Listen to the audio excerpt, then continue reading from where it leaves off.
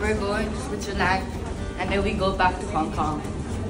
So we're flying back to Hong Kong. So bye bye Portugal. Bye bye Spain. What? Bye what do you even go?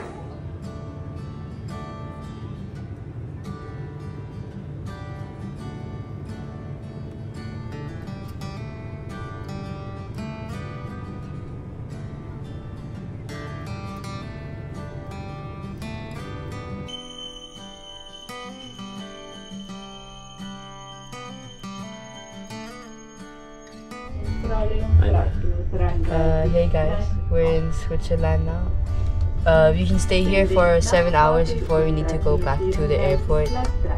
So we're going to be on this train for a while, and I'll tell you what we'll do next after that. Okay. We're in Switzerland and we're taking a train to go somewhere. We can stay here for maximum of 7 hours before we go back to the airport to go back to Hong Kong. Dito kami ngayon sa layover namin sa Switzerland. I like Hong Kong. Kasi meron kaming 7 to 8 hours na layover. So pupunta muna kami sa town or downtown dito sa Switzerland. From airport, 30 minutes ang layo. So doon muna kami mag-spend ng ilang oras bago kami bumalik sa airport para sa long haul namin going to Hong Kong. So this is yung railway nila. Ang ganda ng train. Malaki. Double deck. So hindi ko lang sure yung exactong name itong railway nila. But malaki ito.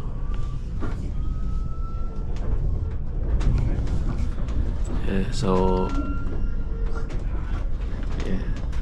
ito talaga yung magandang mga railway dito sa Europe. By the way, dito kami sa Zurich, Switzerland. St. Jacob.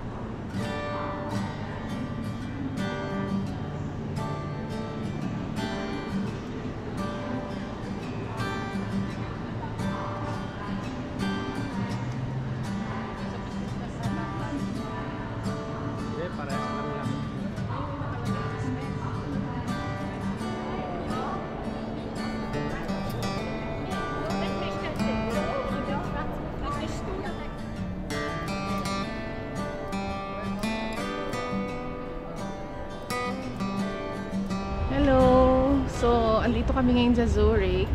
We have 7 to 8 hours to explore Zurich before we go back to airport. 10 hours kasi yung layover namin eh. So, hindi kami makakapunta dun sa mga nature na magagandang nature views. But at least we can, the kids can have a view of what is Zurich all about. So yan, so mag-visit kami ng lake, ng old towns, and yung church and university nila. So yan, so sige, ikot-ikot muna kami.